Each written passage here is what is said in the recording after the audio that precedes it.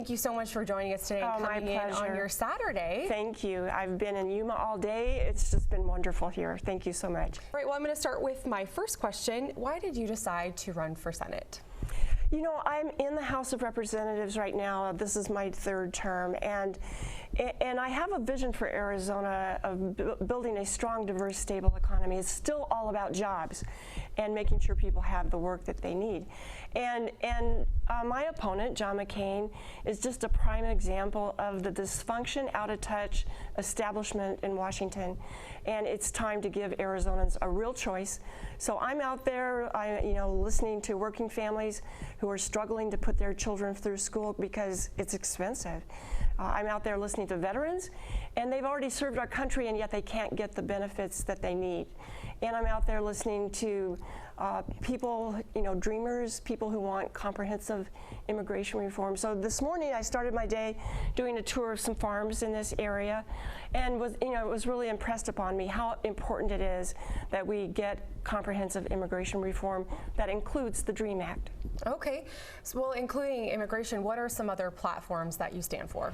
Well, to get to that strong, diverse, stable economy, there are two main pillars. Immigration reform is one, but the other is education.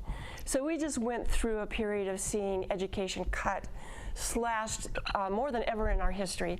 And we can't have the kind of educated workforce that we need without the best schools, world-class education here in Arizona. Okay, so if elected, what will you bring to the table for our education?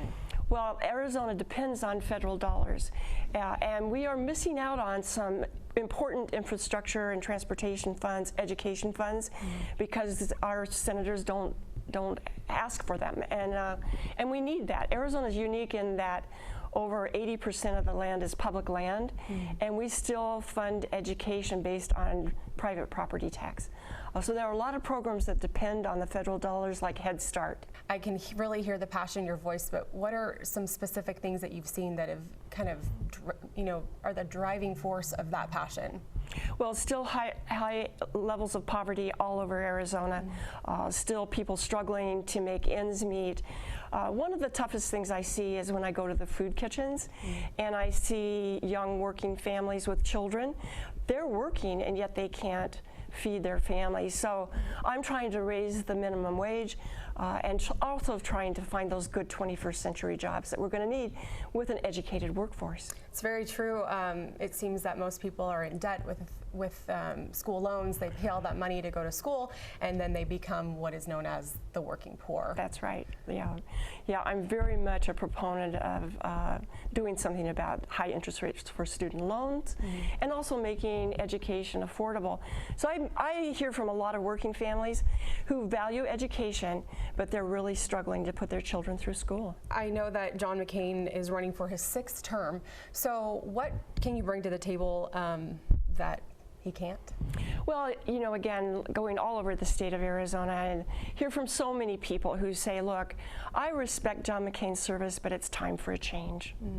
Okay. Do they get into more detail? They do. Because I'm a native Arizona and I was born and raised on the White Mountain Apache Nation up in the White Mountains, and I always put Arizona first.